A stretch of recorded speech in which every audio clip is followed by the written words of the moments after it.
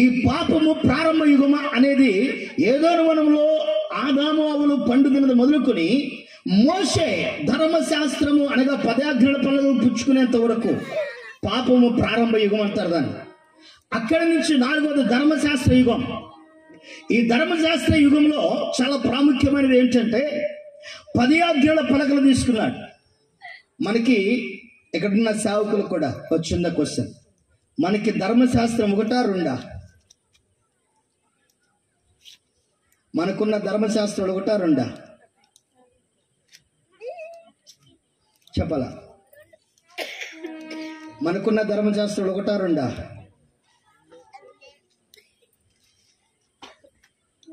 చెప్పాలా? దీని మీద దగ్గర ఒక 15 సంవత్సరాల క్రితం ఒక టిబెట్ తగ్గింది తెనాల్లోనే. ఎక్కడ అది కూడా అంటే జనమల ప్రభుదాస్ గారు చర్చిలో జరిగింది.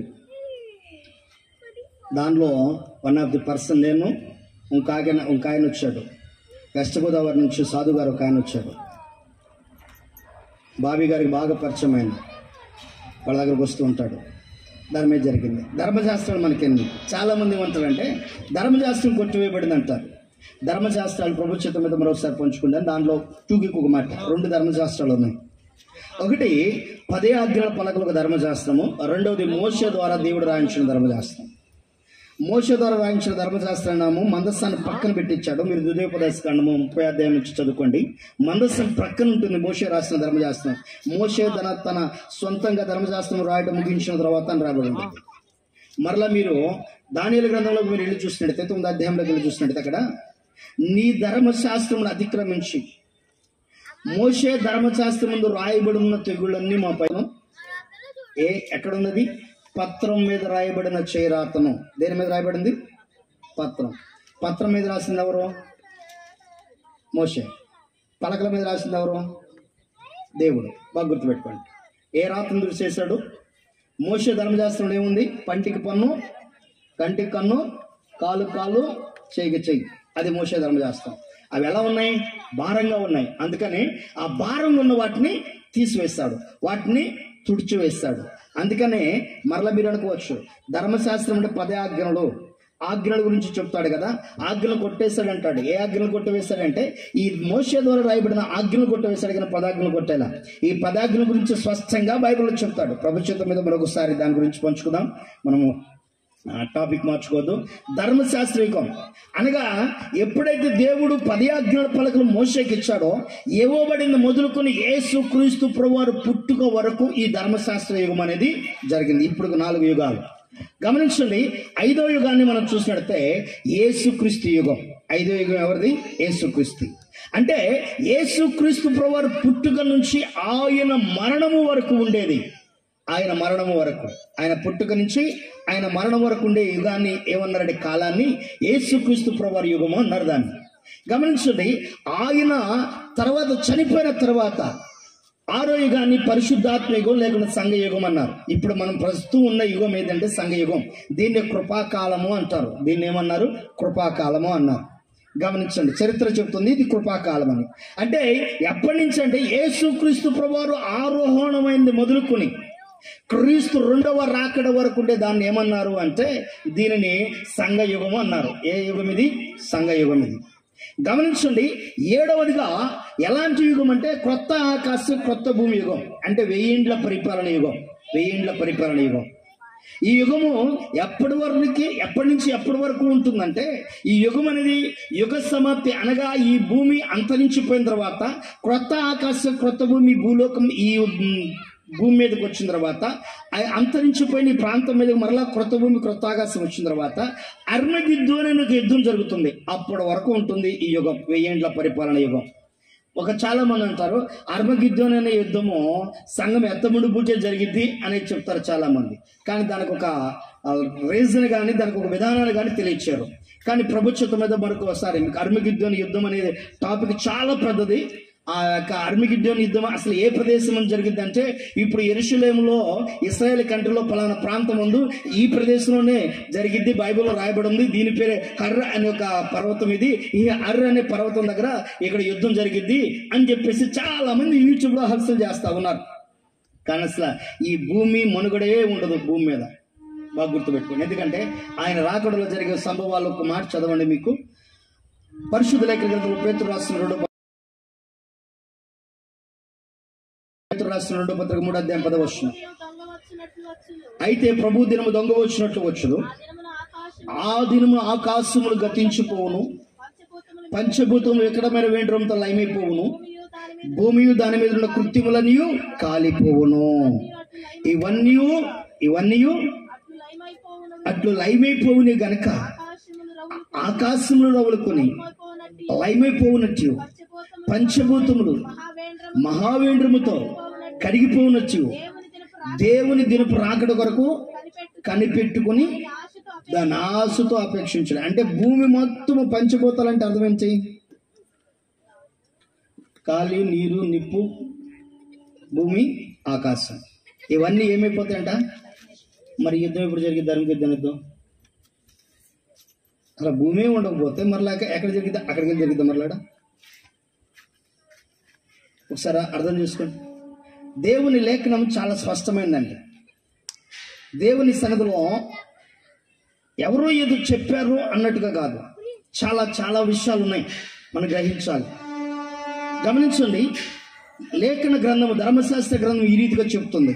ఏమనంటే, దానియేలు గ్రంథం 7:18 అయితే మహోన్నతుని పరిశుద్ధులే రాజ్యాధికారము పొందుదురు, వారు యుగ యుగములు యుగాంతముల వరకు రాజ్యం ఏలుదురు. ఆమేన్. ఎప్పుడంట? యుగ యుగాలు. ఎవరైతే యేసుక్రీస్తు ప్రభువుని సొంత రక్షకుడిగా అంగీకరించి మారు మనసు బాప్తిసం తీసుకుని పరిశుద్ధంగా తన ప్రాణ దేహాత్మను కాపాడుకుంటూ, ప్రభువా నీ చిత్త ప్రకారమైన నా జీవితాన్ని కొనసాగింపచేయని ఆయన చిత్తములకు ఒబే అవుతూ లోబడుతూ సమస్తము నీ చిత్తమే అనుకుంటూ కష్ట నష్ట బాధ ఇరుగు ఇబ్బందుల్లో కూడా ఆయనకు లోబడి జీవించగలిగితే అలాంటి వారిదే పరలోక రాజ్యం. ఆ రాజ్యానికి హక్కుదారులు వాళ్ళు ఏం చేస్తారంట? ఏలుబడి చేస్తారంట. ఏం చేస్తారండి? ఏలుబడి. ఒకవేళ ఈ లోకముందు నీకు కౌన్సిలర్ పదవులు దక్కలేదని బాధపడొద్దు, ఒకవేళ ప్రెసిడెంట్ పదవి నీకు రాలేదని బాధపడొద్దు, అసలు ఒకవేళ పాస్టర్ల మీద అధికారం ఒక ప్రెసిడెంట్ గా ఒక లీడర్గా కూడా ఉండేదని బాధపడొద్దు. అక్కడ నీకు గొప్ప అధికారం ఇవ్వబోతున్నాడు దేవుడు. గట్టిగా చెప్పడం కూడా దేవునామం. యుగాంతం అనంతరము నీకు ఇవ్వబోతున్న గొప్ప భాగ్యమని తెలుసా? రాజ్యాధికారం. గమనించండి, ఎఫెసీయులకు రాసిన పత్రిక 1:20 అంటున్నాడు, రాబో యుగమునందు పేరు పొందిన ప్రతి నామము కంచెను ఎంతో హెచ్చుగా పరలోకమందు ఆయనను తన కుడి పార్శ్వము కూర్చుండబెట్టుకుని ఉన్నాడు. ఆమేన్. రాబో యుగం కోసం మనం ప్రయత్నించాలి. ఏ యుగం కోసం? ఇప్పుడు రాబో యుగము ఎన్నో యుగం మన బైబిల్ లెక్క ప్రకారం? 7వ యుగం. ఆ 7వ యుగాన్ని గురించి ఏం చెప్పుకున్నాం? క్రొత్త భూమి, క్రొత్త ఆకాశం. ఇప్పుడు ఆ యుగం కోసం మనం పాటలు. ఈ భూలోకం ఉంది. మన బైబిల్ లెక్క ప్రకారం 6 యుగాలు గతించిపోతున్నాయి. 6వ యుగం గతించిపోయే సమయంలో 7వ యుగంలో మనం ప్రవేశించడానికే ఈ పాటలన్నీ.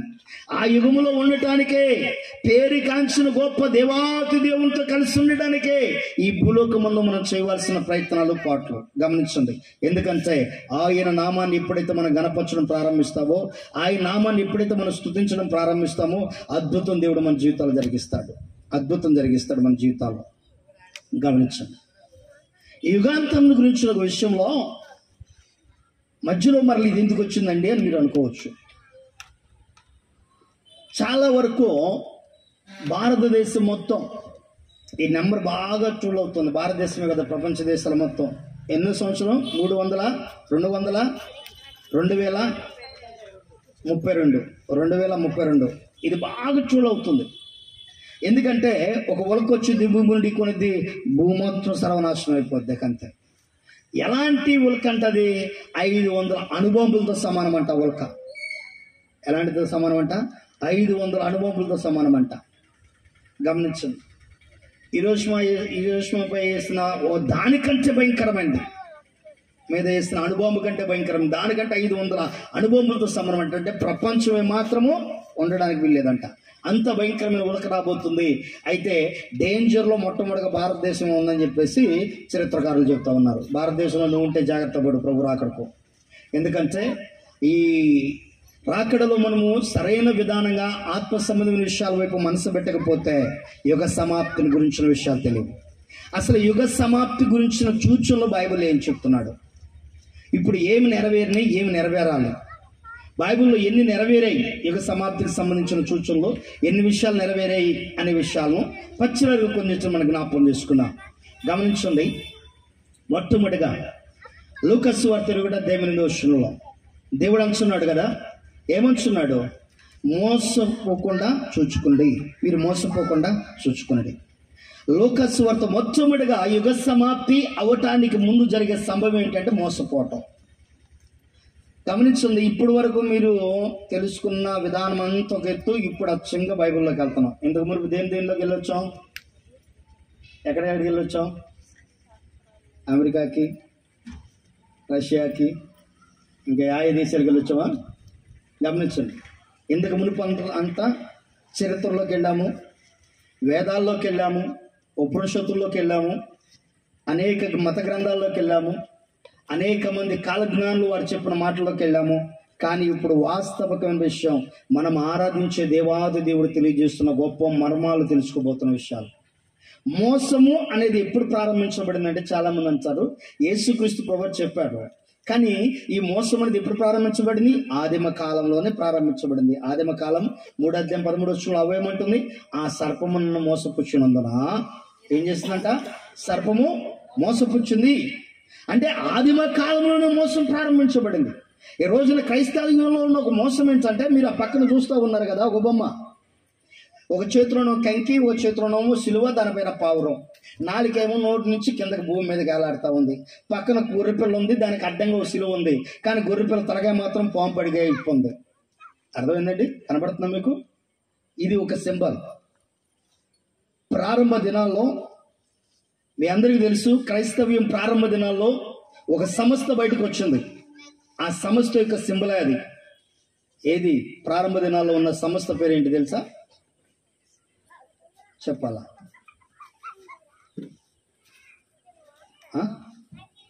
ప్రారంభ దినాల్లో క్రైస్తవ సంస్థ ఒకటి ఉంది. ప్రపంచ దేశాల్లో ఇప్పుడు పేరు కాంచిన సంస్థ అది ఆర్సిఎం. దాని ప్రారంభ దినాల్లో ఆ సింబల్ అది. అర్థమైందండి? దీని ద్వారా వాళ్ళు బయటకు వచ్చారు. దీని ద్వారా వాళ్ళు ఎస్టాబ్లిష్ అవడానికి ప్రారంభించారు. ఈరోజు మోసం ఎలా జరుగుతుందంటే, తోడేళ్ల స్వభావం కలిగి గొర్రె చర్మాన్ని కప్పుకున్న వారు సంఘంలో ఉంచున్నారు. ఏ చర్మం? ఏ చర్మం? గొర్రె చర్మాన్ని కప్పుకుంటున్నారు. స్వభావం ఏంటిది? తోడేళ్ళు. తోడేళ్ళు అనగా అర్థం ఏంటంటే చీల్చేటి స్వభావం కలిగినది అని అర్థం. తోడేళ్ళు అనగా అర్థం ఏంటి? చీల్చేటి స్వభావం కలిగినది. మన ఈ మధ్యన ఒక గొప్ప సేవకుడు, దగ్గర 5,000 మంది సంఘం, గొప్ప ఉద్యమంగా ఆరాధన జరుగుతుంది. ఆయన గురించిన విషయాలు కొంచెం పరిశోధనలోకి వెళ్ళినప్పుడు తెలిసిన విషయం ఏమిటంటే, ఒక 1,100-1,500 మంది సంఘం కలిగిన ఒక సేవకుల దగ్గరతో ఆరాధన చేస్తూ అక్కడే ఉండి కొద్ది కాలం గడుపుతూ, అక్కడ కొన్ని సమస్యలు రావటం వల్ల అక్కడి నుంచి ఒక 300 మందిని తీసుకుని బయటకు వచ్చారు. వస్తూ ఎట్ టైమే 300 మందితో సంఘం ప్రారంభించారు. దేవుడిచ్చిన స్వరం బట్టి, దేవుడిచ్చిన జ్ఞానాన్ని బట్టి ముందుకెళ్తా ఉన్నాడు. వెనకాల ప్రార్థనా శక్తి ఉంది. దేవుడు ఉన్నతంగా దీవించాడు. గమనించండి. ఇక్కడ చీల్చేటి స్వభావం అనగా అర్థం ఏంటంటే, కొన్ని పర్యాయములు చీల్చుట కొన్ని సందర్భాల్లో మంచిది, కొన్ని సందర్భాల్లో కీడది, నష్టం. ఎందుకంటే పౌలు శీలలు ఇరువురు కలిసి వారు వేరే ప్రాంతానికి వెళ్ళవలసిన పరిస్థితులు ఏర్పడడం, వారు ఇరువురు మధ్యలో కొంచెం అసమాధానకరమైన పరిస్థితులు, పరిచయాలు, చీల్చే స్వభావం, వెడబాటు కలిగే స్వభావాలు కొన్ని వచ్చినాయి. అది కొన్నిటి మేలు, కొన్నిటికి ఇబ్బందికరమైన పరిస్థితి. ఇక్కడ మోసం చేసే విధానము, చీల్చే స్వభావము, ఈ రెండింటిని ఉంటాయి. ఎందుకంటే రెండవది, యేసుక్రీస్తు ప్రభువు ఆయన రాకడకు సంబంధించిన సూచనలు ఏం చెప్పాడు అంటే, నా పేరిట అనేకులు వచ్చి నేనే క్రీస్తునని చెప్పి పలువురు మోసపుచ్చుదురు. మత్తయి సువార్త 24:5. గమనించండి. కాలం సమీపించిందని చెప్పుదురు, మీరు వారు వెంబడి పోకూడదు. ఈ రోజున చాలా మంది నేనే క్రీస్తును సుమారు ప్రపంచ దేశాలు ఇప్పటికీ 555 మంది. ఎంతమంది తెలుసా అండి? 555 మంది. యేసుక్రీస్తు ప్రభువు ఆయన పునరుద్ధానుడై తిరిగి ఆకాశమునకు మేఘారుడై వెళ్ళిపోయిన తర్వాత అక్కడ నుంచి మొదలుకొని ఇప్పటికీ 555 మంది ఐ ఆమ్ ది క్రైస్ట్ అని చెప్పడం ప్రారంభించారు. అలాంటి వారు అక్కడ కాపీ తాగుతున్నాడు ఒక ఆయన ఎట్లే దేశంలో ఉంటాడు, నేనే క్రీస్తుని చెప్పుకుంటున్నాడు. ఇక్కడ కింద మీకు కనపడతా ఉన్నాడు ఒక ఆయన, సత్య సాయిబాబు గారు. ఐ ఆమ్ ది గాడ్ అంటాడు ఆయన. గమనించండి, నేనే దేవుడిని. ఆయన రాసిన ఒక బుక్ కింద వెబ్సైట్ లింక్ ఇచ్చాను, చూసుకోండి. దాంట్లో ఏమంటారంటే, నేను దేవుడును, నువ్వు కూడా దేవుడివే. తేడా ఏంటంటే, నేను దేవుడు అన్న సంగతి నేను తెలుసుకున్నాను కాబట్టి నేను దేవుడిని అయ్యాను, నీకు తెలియదు కాబట్టి నాకు ఏమయ్యావు, దాసుడు అయ్యావు అని చెప్తాడు. సంవత్సరంలో క్రిస్మస్ పండుగ రోజు మాత్రమే ఆయన వైట్ అండ్ వైట్ డ్రెస్ వేస్తాడు. 365 రోజుల్లో ఒక క్రిస్మస్ పండుగ రోజు మాత్రం వైట్ అండ్ వైట్ డ్రెస్ వేస్తాడు. కదమ రోజులు మాత్రము కాషాయం ఆడతాడు.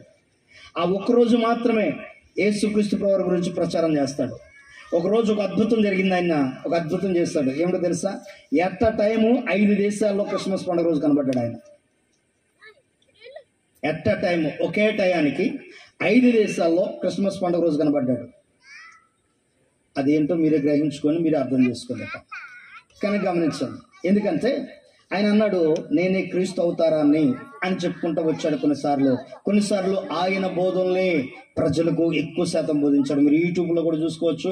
యేసుక్రీస్తు ప్రభువు గురించి అధికంగా బోధించిన వాళ్ళలో ఈయన కూడా మీరు యూట్యూబ్లో కూడా సెర్చ్ చేయొచ్చు. కానీ గమనించండి, ఇక్కడ నేనే క్రీస్తుని చెప్పేవారిలో ఇక్కడ మీకు కనిపిస్తూ ఉన్నాడు యేసయ్య. ఎవరైనా రష్యా దేశంలో యేసయ్య, రష్యా దేశంలో సైబీరియా అనే రాష్ట్రంలో యేసుక్రీస్తు ప్రభువారు. ఆయన ఏమంటాడు? ఐఆమ్ జీసస్, ఐఆమ్ క్రైస్ట్ అని చెప్తాడు. మరలా నేను ఇక్కడ పుట్టాను, దేశంలో పుట్టాను. ఆయనకి గుళ్ళు కట్టారు, గోపురాలు కట్టారు, గొప్ప ఆరాధన చేస్తూ ఉన్నారు ఆయనకి. గమనించండి, ఇలా సుమారు 555 పైపడి ఈ రోజున నేనే క్రీస్తుని చెప్తూ పలువురిని మోసపుచ్చే ఆలోచనతో జీవితాన్ని గడుపుతూ ఉన్నారు. గమనించండి, అంతేకాదు యేసుక్రీస్తు ప్రభువు చెప్పిన మాటల్లో యుగాంతము ఎప్పుడు ముగించబడుతుందని చెప్పాడంటే, యుద్ధాలు సమాచారాలు మీరు వింటారు, అంతం వెంటనే రాదు. ప్రియ దేవుని జనాంగమ దయచేసి గమనించండి. మొదటి ప్రపంచ యుద్ధంలో జరిగిన నష్టాన్ని గురించి అక్కడ వివరించే కొన్ని విషయాలు పెట్టాను మర్చిపోయి. తర్వాత అసలు యుద్ధాలు ఎందుకు జరుగుతాయి, యుద్ధాలు జరగడానికి కారణం ఏంటి? యాకోబు రాసిన పత్రిక 4:1 మీలో యుద్ధములు పోరాటములు దేని నుండి కలుగుచున్నవి? మీ అవయములో పోరాడు మీ భోగేచ్ఛలను బట్టే కదా. భోగం అంటే అర్థం ఏంటి తెలిసి చెప్పండి. భోగము అంటే అర్థం చెప్పాలి. భోగము విలాసవంతమైన జీవితం. ఇచ్చ అనగా కోరిక, భోగేచ్ఛ అనగా విలాసవంతమైన జీవితానికి అలవాటు పడి ఇష్టానుసారమైన జీవితం గడిపే కోరికలతో జీవించేవాడు భోగేచ్ఛలు అనగా. ఇక్కడ భోగేచ్ఛలో అంటే హృదయంలో రేగుతున్న ఈ భోగేచ్ఛలను బట్టి ఏం జరుగుతున్నాయంటే యుద్ధాలు. ఈ రోజున ఈ యుద్ధాలు కులాల మధ్యన యుద్ధాలు, మతాల మధ్యన యుద్ధాలు, ప్రాంతాల మధ్యన యుద్ధాలు, వర్గాల మధ్యన యుద్ధాలు, ప్రదేశాల మధ్యన యుద్ధాలు. గమనించండి, వాళ్ళంటే వీళ్ళకి ఎడతారు, వీళ్ళంటే వాళ్ళకి ఎడతారు. తక్కువ చూపు, తక్కువ ఆలోచన, తక్కువ నడవడి, తక్కువ ప్రవర్తన, అన్ని అసలు వీళ్ళు అసలు ఒకటి గుర్తుపెట్టుకుని దినబడిలారా, ప్రపంచ దేశాల్లో ఏ మానవుడు ఎవరికెవరు తక్కువ వాడు కాడు. ఒకవేళ కులం అనేది తక్కువ కావచ్చేమో, కానీ అదే కులస్తుడు లేకపోతే నీ జీవితం కంపు కొట్టుకుపోయింది. బెంగళూరులో ఒక సంఘటన జరిగింది. బెంగళూరులో ఉన్న వాళ్ళందరూ కలిసి, చాలామంది ఎంప్లాయీస్, ఒక ప్రాంతంలో ఒక ఏరియాలో ఉన్న ఎంప్లాయీస్ అందరూ కలిసి లేబర్గా మున్సిపాలిటీ వర్కర్స్ మీద బాగా దూషించడము, వాళ్ళు తీసుకుని చెత్త ఏరుకోవడానికి వచ్చినప్పుడు వాళ్ళకి లెక్క లేకుండా మాట్లాడడము, వాళ్ళు ఇష్టానుసారంగా ఇబ్బంది పెట్టడం ప్రారంభించారు. ఈ వర్కర్స్ అందరూ కలిసి ఏం చేస్తారంటే, మనం ఒక 4 రోజులు మనం స్ట్రైక్ చేద్దామని చెప్పి స్ట్రైక్ చేస్తారు. 4 రోజులు అందరూ ఎంప్లాయీస్ వీళ్ళకి వెళ్ళలేదు, స్ట్రైక్ చేస్తారు. చెత్తారం తీసుకెళ్ళట్లా. వీళ్ళందరూ కంప్లైంట్ చేస్తున్నారు, మున్సిపల్ ఆఫీస్లో ఫోన్ చేస్తున్నారు. వాళ్ళు ఎవరు మా చెత్త తీసుకెళ్ళలేదు, వాళ్ళు ఎవరు మా దగ్గర రావట్లేదు, ఇమీడియట్గా తీసుకెళ్ళి మేము ఉండలేకపోతున్నాం, మేము చేయలేకపోతున్నాం. వాళ్ళు రానంటున్నారు, విధుల్లోకి ఎవరు రానంటున్నారు, ఎవరైనా వస్తే మాత్రం ఊరుకోమంటున్నారు. మరి ఏం జరిగిందో మాకు తెలియదు అని చెప్పేసి అన్నారు. ఆ వీధుల్లోకి ఎవరు వెళ్ళలేదని చెప్పేసి అక్కడ ఇబ్బందికరమైన పరిస్థితులు ఏర్పడితే మరలా వాళ్ళందరూ వాళ్ళు వెళ్ళి వాళ్ళ తప్పును ఒప్పుకొని మా తప్పు అయిపోయింది, దయచేసి మీరు లేకపోతే మేము లేము, మా జీవితాలు ఇంత ప్రశాంతంగా ఉన్నాయంటే మీరు తీసుకెళ్లే చెత్తను బట్టే అని చెప్పి మళ్ళీ వాళ్ళ దగ్గరికి వెళ్ళారు. కనుక ఏ కులాన్ని తక్కువ చేయకూడదు, ఏ వర్గాన్ని తక్కువ చేయకూడదు, ఏ ప్రాంతాన్ని ఎవరిని తక్కువ చేయకూడదు. ఏ టైంలో ఎవరి ద్వారా ఏ కార్యం జరిగింది ఎవరికి తెలియదు. అర్థమైందండి? ఒకవేళ ఆ టైంకి చిన్న పిల్లలను కూడా అడ్డం పెట్టుకోవచ్చు నీ జీవితం అద్భుతం చేయడానికి. హే పో అనుకోండి, ఆ నెట్టి వచ్చేమో, ఆ నెట్టేసినాడు మరలా వచ్చి నవ్వుకుంటా నీ దగ్గరికి వచ్చేస్తాడు. ఇంకో గుంటలో పడాల్సిన నువ్వు ఆ నవ్వుతున్నాడు కదా పిల్లలను పట్టుకునే టైంకి పక్క తిరిగావు అనుకో, ఆ గుంట నుంచి కాపాడబెట్టుతావు కదా.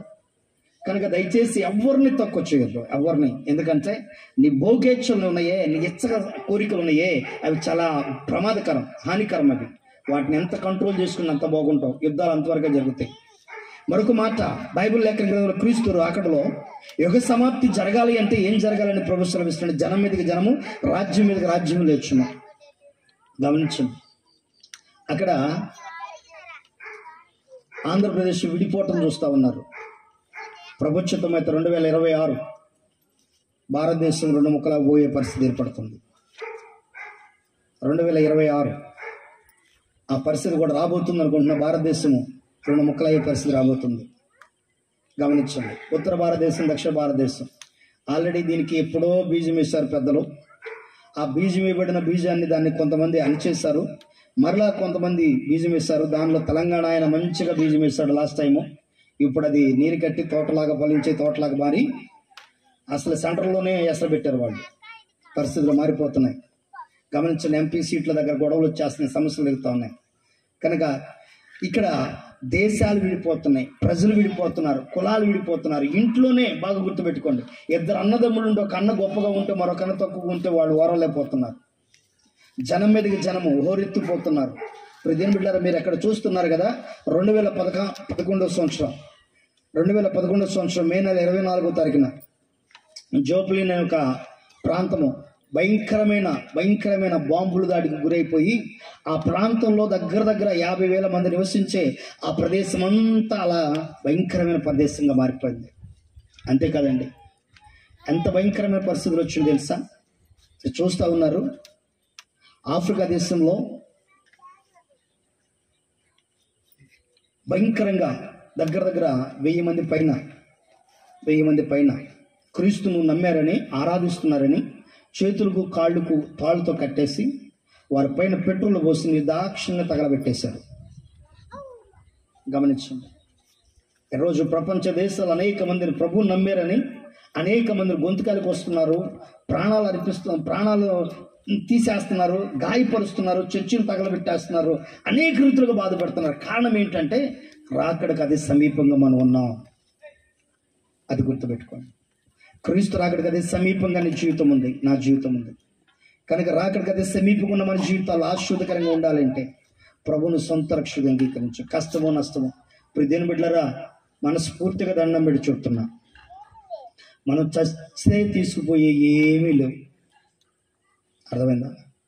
మనం చస్తే తీసుకుపోయే ఏమీ లేవు ఈ లోకమందు. నేను అనుభవించి చెప్తున్నా, నా వయసుకు 45కి ఈ లోకమందు ఉంటే దేవుని కోసం ఖర్చు అవడం తప్ప దాచుకోవడం వద్దు బాబు అనుకుని నిర్ణయం తీసుకున్నాం.